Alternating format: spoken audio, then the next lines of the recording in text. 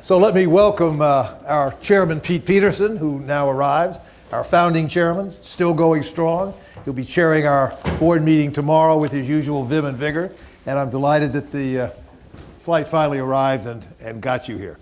John, thank you for an enormously comprehensive and thoughtful presentation. I suspect we could have questions for hours, and I suspect most of the audience will have a favorite slide or two that you presented that they would like to ask about. Let me start with one, which to me is in a way at the heart of your presentation and maybe the most important, and maybe your colleagues could throw it back up on the screen, I don't know. It was the one called Cooperation can deliver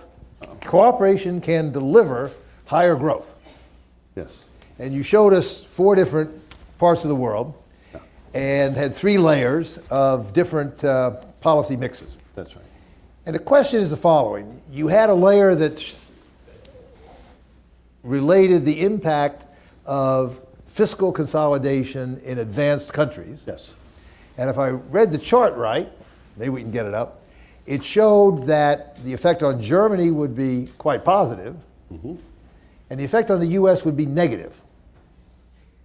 And I wanted you to explain the economics of that, and also, if that conclusion is correct, how you plan to sell that, particularly here in the United States.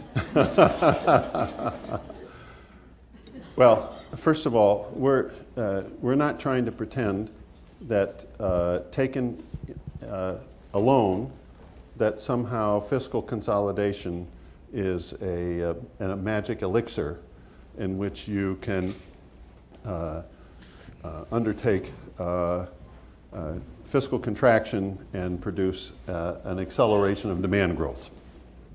What we did think we showed, and this was a chapter of the World Economic Outlook a year ago, was that the record shows that if there is a near-term cost to fiscal consolidation, in general, there is a long-term payoff.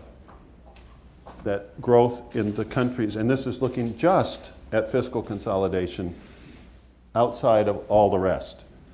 And so, number one, yes, there's a near-term cost, but yes, if well done, there's a long-term payoff.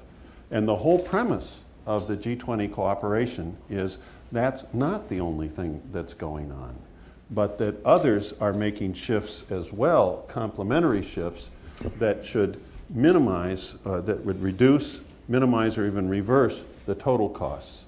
In other words, demand shifts, for example, towards domestic demand that created more exports in countries that were undertaking fiscal consolidation could be helpful. This can happen in small countries, this can happen in large countries. Parenthetically, the Irish case is one that's very much in everyone's mind. I was pleased to hear the latest figures. We just on Monday took the Irish program's review, first and second review, to our board where it was approved and new funds disbursement took place. In Ireland, the economy is still contracting under severe adjustment. Export growth was almost 7% at an annual rate. So you're starting to see the kinds of effects that, when writ large on broader cooperation, makes these kind of adjustments worthwhile. Let me just ask one follow-up question and then maybe ask Pete if he would like to, and then we'll open it up. John, the point is sometimes made, and you kind of hinted at it, that at the depth of the crisis, countries were forced to cooperate. Now, with things somewhat better, as you showed in your first slides, maybe not so much. Maybe there's a difference, actually, between the emerging markets, which are growing well, and the advanced countries not growing quite so well, and Europe has been, in some sense, forced to adjust by its travails over the last year. But generalize to the extent you can whether these changed and somewhat less dire circumstances reduce the pressures for cooperation so much that what you're saying, while intellectually right, highly desirable, may not pass the test of realism, given the absence of deep pressure to act together as we saw at the depth of the crisis? A very fair and pertinent question.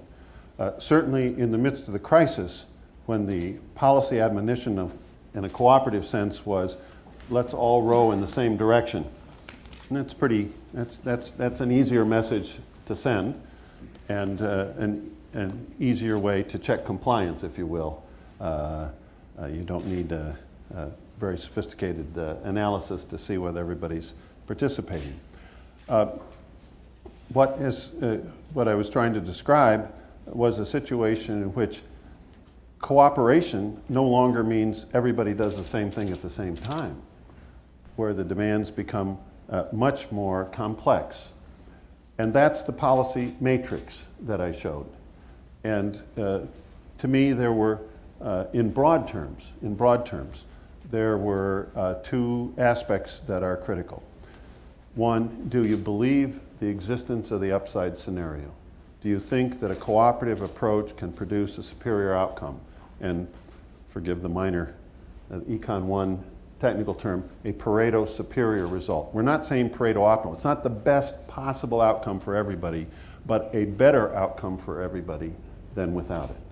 Is that possible? If you believe that, and we thought we demonstrated that to the reasonable degree through the analysis that we were showing, then the incentives for participation are clear. It's in your interest. Now, translate that into specific policy. Remember, this is a medium-term focus. This is not next quarter. This is broad. That was the matrix, and there's no disagreement on the matrix in any significant way. And that's also positive. Now, when we get it down to what do you do over the next couple of years, what's appropriate, well, that's where we are right now in the run-up to the Cannes summit. That's where the map, if you will, the mutual assessment process, dare I say it, now the rubber is going to meet the road. And we'll see, put to the test, whether in this more complex environment where cooperation doesn't mean do the same, everybody does the same, but everybody does what's appropriate, whether that produces results. Let me just ask one more question quickly. In a case that occurs to me where the fact that the countries are now in different positions might make it easier to policy cooperate. You didn't say much about the imbalances, Yeah. but one of our favorite topics around here, the exchange rate. Yeah. We had the strategic and economic dialogue with China here last week, and I happened to have dinner with Wang Xishan, the vice premier, Chinese team, when they were here. And I suggested the following. It was very simple. If China's major problem is now fighting inflation, and the U.S.'s major problem is unemployment, it's the perfect time for currency adjustment. Stronger renminbi helps the Chinese fight their number one problem. A more competitive dollar helps the U.S. fight its number one problem, for the reason you said, more exports. So doesn't the differentiation of policy to objectives actually make it easier, in at least that central regard, to achieve the cooperative scenarios that you're pushing for? I hope the answer is yes. I expect the answer is yes. I would say the chances of success in this context, in my mind, are probably enhanced by a multilateral framework in which you don't have to, it seems a very difficult kind of thing to negotiate in a bilateral framework. The counterfactual, for example, would the U.S. Make significant changes in its policies in the context of a bilateral negotiation? I can't, it's hard to envision. Multilateral situation, certainly more promising. And also because we're not focusing in these discussions, for example, on just one aspect of policy, but a broad set of policies that are consistent in a multilateral framework.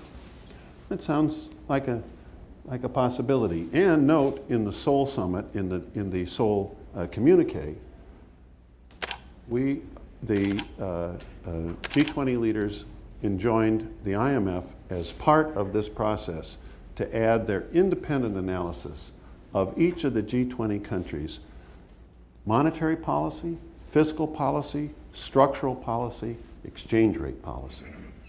So they asked us for our independent opinion of what do we think they should be doing, and that will form part of the discussions in the level of in the multilateral discussions of the map.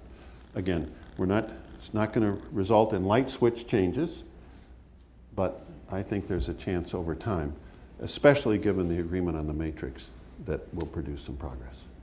Pete. Again, my apologies, John. It's no need. I'm honored you're here.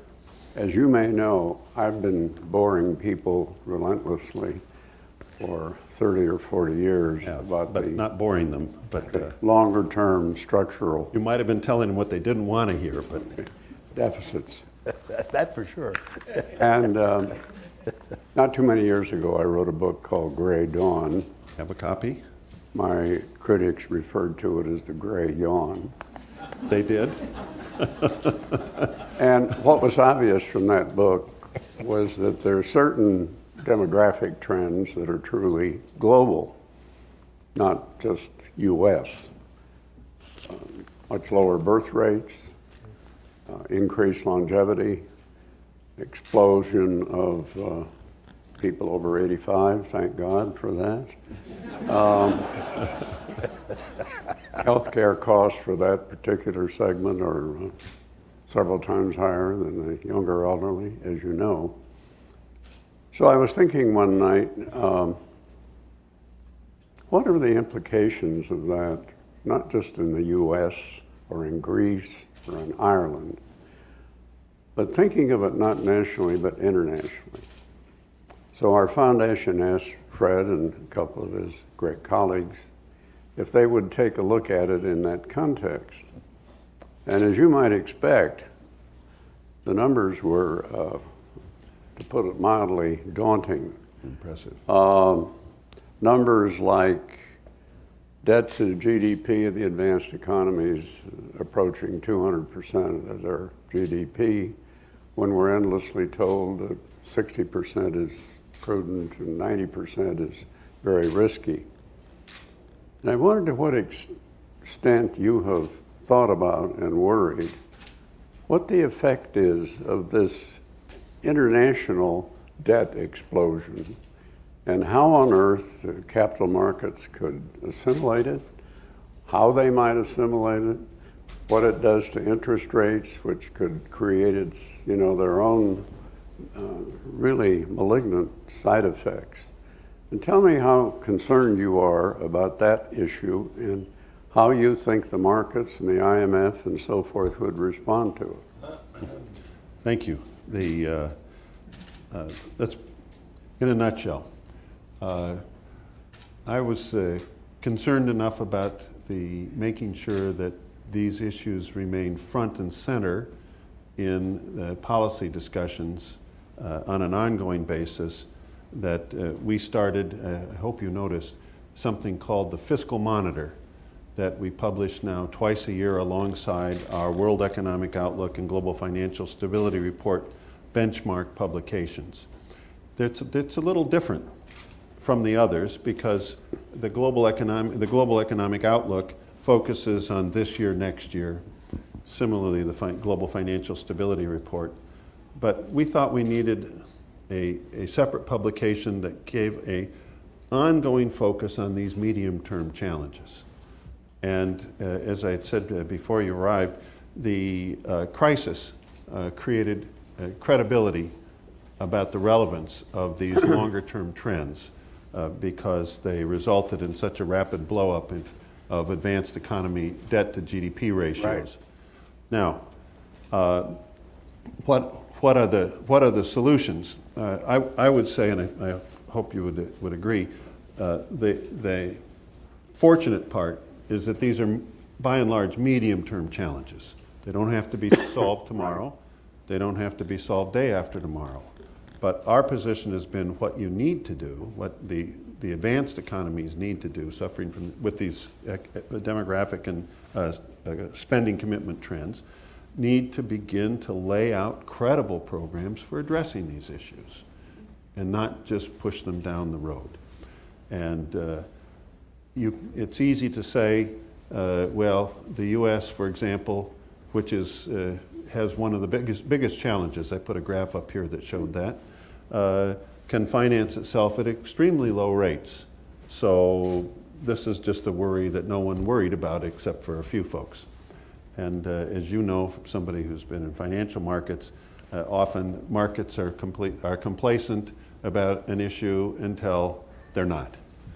And to rely on the notion that investors will never get concerned and therefore we can wait for another day to address them strikes me as a very risky policy and one that we're trying to counteract as best we can. Well, tell me, you said the problems are middle term and long term and so forth. What do you think the odds are that a few years before the midterm hits, markets start looking at this and saying, oh my God, this is a lot more than we can assimilate, and I don't see much really happening that addresses the long-term structural problems. I better react. I'd better raise interest rates substantially. I don't know. What do you think the odds of that are? How much do you worry about that? We're trying to lower the odds of that happening. We have produced some specific analysis about, first of all, what a given trajectory of increasing debt to GDP ratios would do for interest rates, and what the rise in real interest rates associated with an increasing debt burden would do to growth. Mm-hmm. And we've tried to show in an analytical way and in a serious way how this would tend to exacerbate the problems. Because as markets became worried and charged higher rates because of greater risk premium, the result would be slower growth and in fact would only make the problem that much worse. You were way ahead of us, Pete, but we think at least the best thing we can do is make sure that at least twice a year, not more often, but twice a year in the form of this fiscal monitor, that our members take a hard look at what those figures are, and we do everything we can to engage them in a serious conversation of what to do. So you probably are a bit gratified that for the first time in a long time, today the fiscal debate in this town is who's got a better plan for medium-term fiscal adjustment. Your answer may be neither is good enough right now, but I hope you think we're in a better place than when nobody thought that was the critical issue about fiscal policy. I might, in the vein of self-promotion, I guess you'd say, our foundation is sponsoring what we call a Solutions Summit on the 25th of May. And part of that is we've asked 6 think tanks across the entire ideological and generational spectrum to come up with a long-term plan. And a couple of things are interesting. First, they all are aiming at an outcome of about 60% of the GDP or less. So there's recognition of that. Secondly, they all assert the need to keep the safety net for the vulnerable intact, because if we don't, it has all kinds of societal and political effects. And third, that those of us who are well off should absorb a larger share of both the benefit reductions and any tax increases. So at least there are a hell of a lot of arguments about the role of tax increases and so forth. But there's also a fair amount of agreement on certain dimensions of the problem. Mm-hmm. I would say the following. If I used to look at this problem a bit back even before I came to the IMF. In fact, I can recall a discussion we had way out in Arizona many years ago. Yes. I don't know if you remember that, but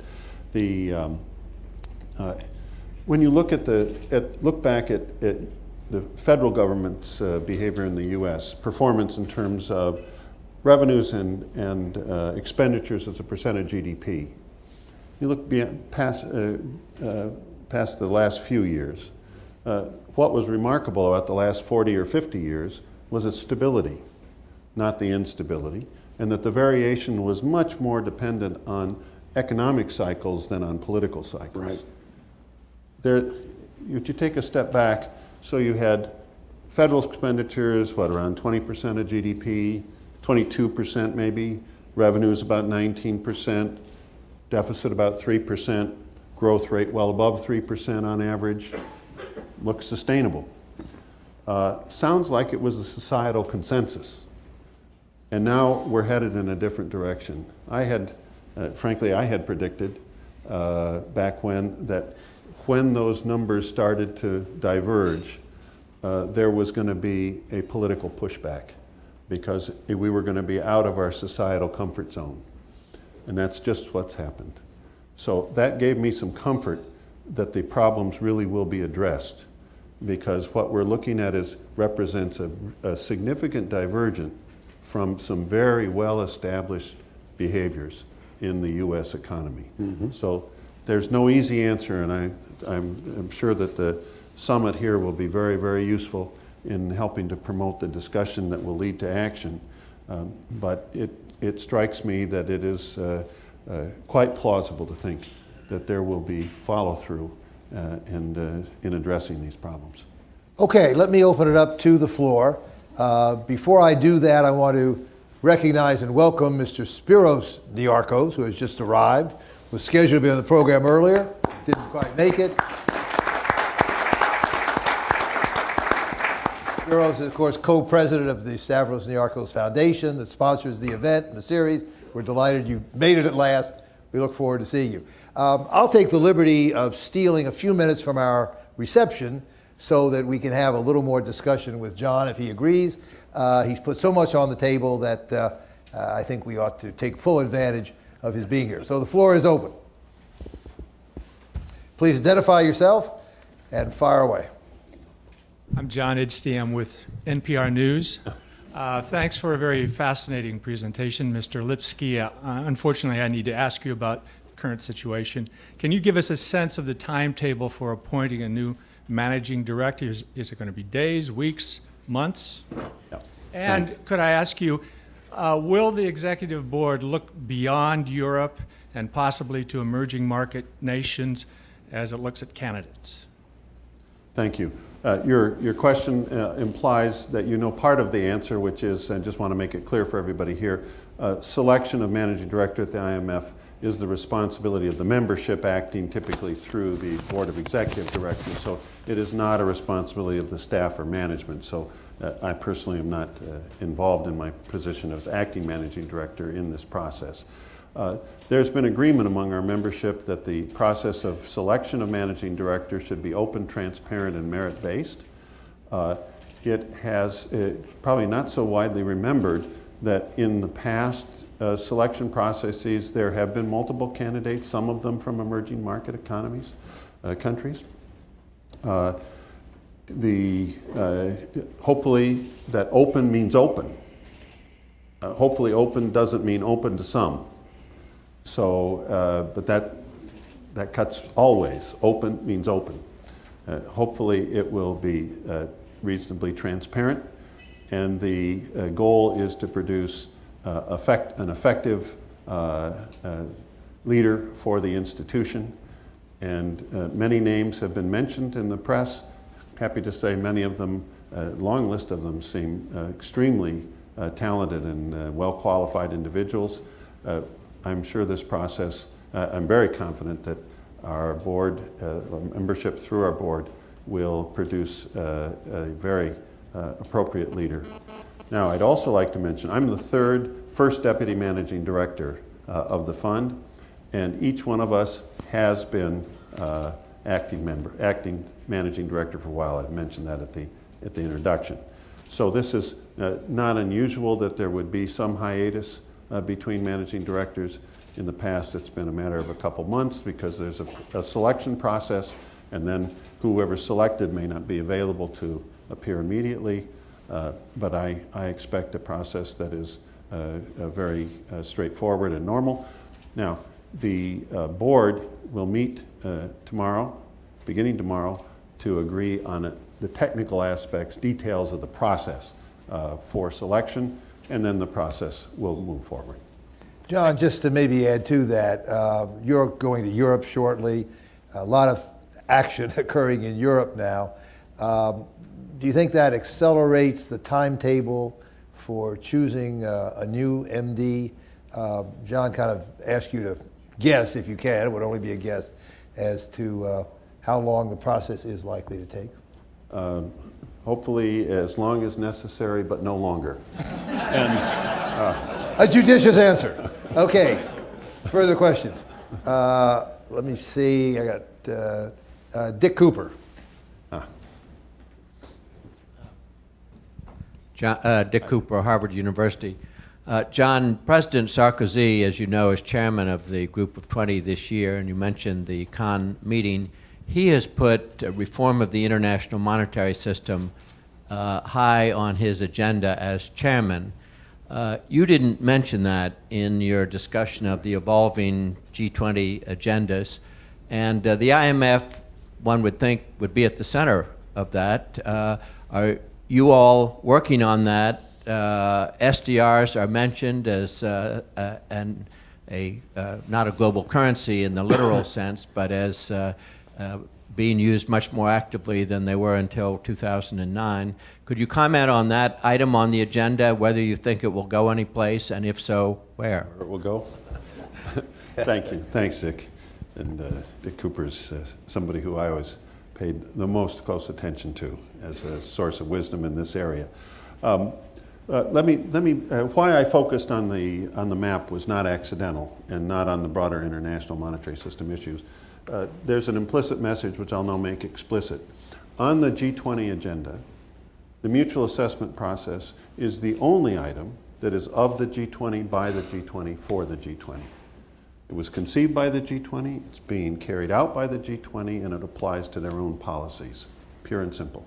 Every other item in their agenda involves looking for cooperation with non-G20 members and other institutions.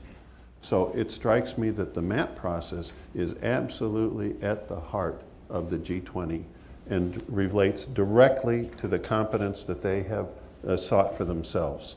And it seems to me that the success or failure of the MAP will be extremely associated with the perceived worth of the G20.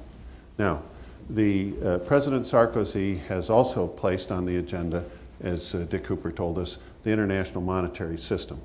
Now, interestingly, in that conceptualization, the MAP is part of that agenda because we have an exchange rate system that does not automatically produce international adjustment. And therefore, we need some extra item if we're going to produce policy coherence and adjustment, and that is the MAP. The second item on this agenda is to look to see an aspect I didn't delve into here in the interest of brevity, and it wasn't so brief. It was the issue of capital flows, their increase in volatility. Another item on the agenda is to see whether there's enough of a consensus on agreement around, let's call it a framework, let's call it guidelines, let's call it code of conduct, that would govern cross-border capital flows in the interest of limiting surges and unwanted volatility while maximizing the efficiency of the market process. Third is a look at the financial safety net, which I did mention here. And fourth is the role of the SDR. And Dick, you wanted me to address the role of the SDR specifically, or that whole agenda? I think whole agenda. Okay, I can make this real fast. Capital flows could be useful, can be controversial. We presented a paper to our board 2 months ago on this issue of it's called cross-cutting themes in recent experience on capital flow, some kind of a good bureaucratic title, but it contains within it a possible framework for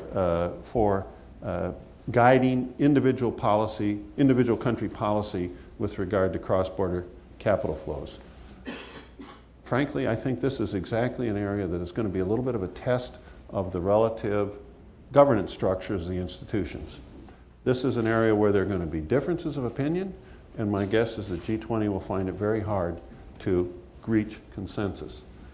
Maybe the IMFC is a more appropriate body for that, where there is a broad membership, represents the international community as a whole, and has a voting rule that can address difficult issues. Because my guess is I think there's a real potential for a broad consensus on at least some very basic principles on guiding capital flows. On the financial safety net, I think there's a chance for progress. Once again, I don't know if it will be by Con. Maybe there will be at least a consensus on moving forward. And on the role of the SDR, there are some things that can be done. Parenthetically, I think Dick Cooper would like to see a process that would tend to increase on a regular and predictable basis the stock of SDRs and available, allocated to our members. The SDR business, by the way, for those who are not among the initiated, is, don't worry, it's fiendishly complicated, but Cartesian in its logic, designed by the home of Descartes himself. So it makes sense, but nobody can remember all the details. But it is, it's also, there's been a lot of attention paid to the currency composition of the SDR basket and whether the RMB or other emerging market currencies could be included. There are principles that the pre-existing principles that say to be included in the SDR basket requires a currency to be freely usable and to represent a significant portion of the of international trade. And a question worth asking is whether those should be relaxed in the interest of accelerating the process of the internationalization of some of the important emerging market currencies.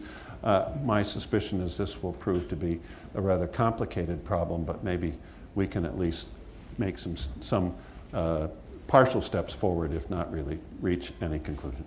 John, as I said way back in my introduction, you've personally played a very unique role in this process over the last 3 years, between the G20, the IMF, the G8, the Financial Stability Board, the whole array of international institutions. And you came close to suggesting now a couple of times that maybe instead of the G20 trying to handle some of these financial issues, monetary issues, that the IMFC or the fund itself, more legitimate, the better place to do it. I understand that argument, but it seems to me the basic case for the G20 is that its writ goes well beyond financial and monetary issues. It addresses trade matters, it's addressed some environmental matters, it's addressed cross-cutting topics going well beyond money and finance, and is an institution with heads of state who can cut across different topics, which I think in that sense is unique. So even if one were to think that the IMFC and the fund were the proper home for most of the monetary issues, wouldn't there still be an important role for the G20 summits in trying to address a broader array of international economic topics, try to make trade-offs among them, energy issues, for example, along with climate change issues, trade, a variety of topics, that go beyond the writ of the IMF. So talk a little bit about that, but particularly draw on your unique experience and tell us a bit about the dynamics between the different institutions and how you see the institutional framework evolving over the next few years. Well, those are some challenging issues. I'll probably stay away from, I don't know how effective the G20 can be in issues on climate change and environmental degradation and things like that. These are all important. Can it be effective if it's such a partial organization? I don't know. I really don't know. It's outside my expertise, really. But I come back to slightly repeating what I said before. Certainly, I'm not trying to suggest that the G20 is not unique, important, and valuable. To the contrary, I don't see how we could have produced the policy impetus in London in April 2009 that I think we all look back and say was crucial in creating confidence that we could stop the downturn and reestablish stability and growth. The involvement at the level of heads of state is absolutely critical. But once again, the G20 map is unique because it involves only the G20, and it involves exactly the heart of the mandate that they selected for themselves. So let me put it as I tried to say, if the G20 can't deliver on the map, why would you think they can deliver on any of these other issues on which they inevitably are going to have to reach for outside expertise, outside cooperation, and et cetera. Even the FSB, where you can see that the finance ministers themselves have expertise, non-G20 members are also involved, and so their cooperation is required. And when you get to things like environment, where the ministerial process leading to the summit are finance ministers, I have to say, I respect the good intentions, but it strikes me that I wonder if it's not really a distraction to ask finance ministers to guide their leaders on policy in areas that are outside the mandate of the finance ministers themselves. John, we've gone well beyond our witching hour, so I think we better call this to a halt. But you've set a high bar for the cooperative process.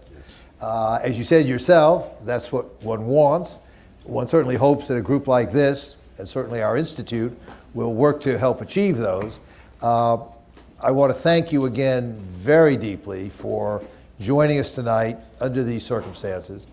We wish you the greatest of success, best wishes for the success of the institution in quickly moving on, as you're doing tonight, in fulfilling its mandates, carrying out its critical responsibilities, and swiftly overcoming the problems of these last few days. We thank you tremendously for being with us. I thank all of you for coming. We've opened up our sculpture garden outside on this beautiful evening. Go out, have a drink, enjoy. Thank you for coming. Meeting adjourned.